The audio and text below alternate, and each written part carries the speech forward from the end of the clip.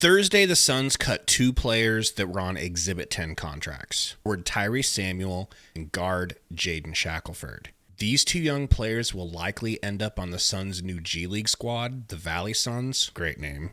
And Phoenix appears to be shuffling their roster around right before training camp. It is days away. In what seemed to be a corresponding move to dropping these young guys, they picked up a couple of more, one of them, most famously, Frank Kaminsky, former Suns fan favorite.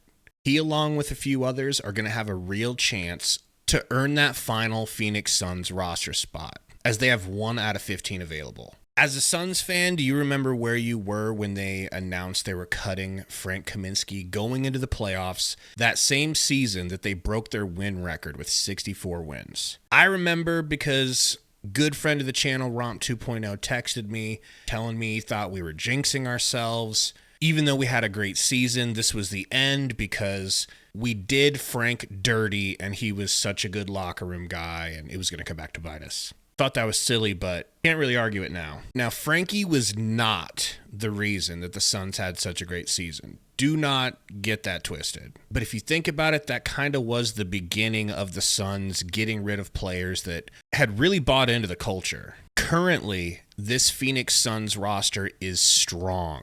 However, there is one role that they were not able to fill this offseason, which is a miracle because they had a lot to fill. Only one slipped through the cracks, and that was stretch big.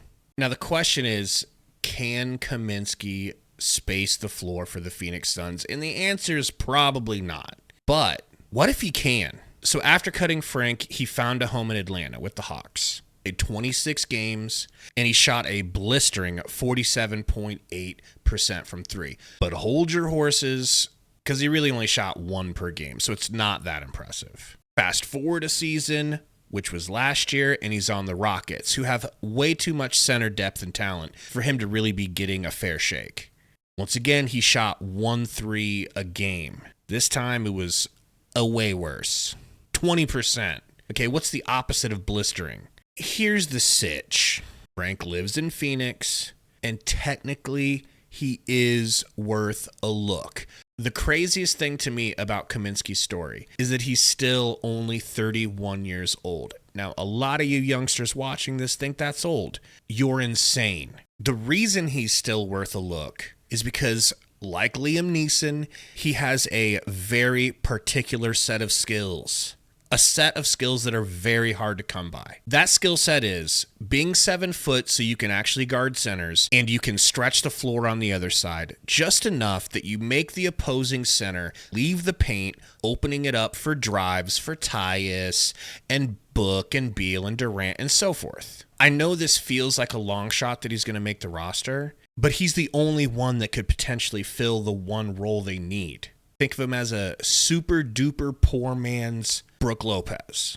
If Frank shoots well during training camp, do not be surprised if the Suns take him into the regular season, at least up until the playoffs.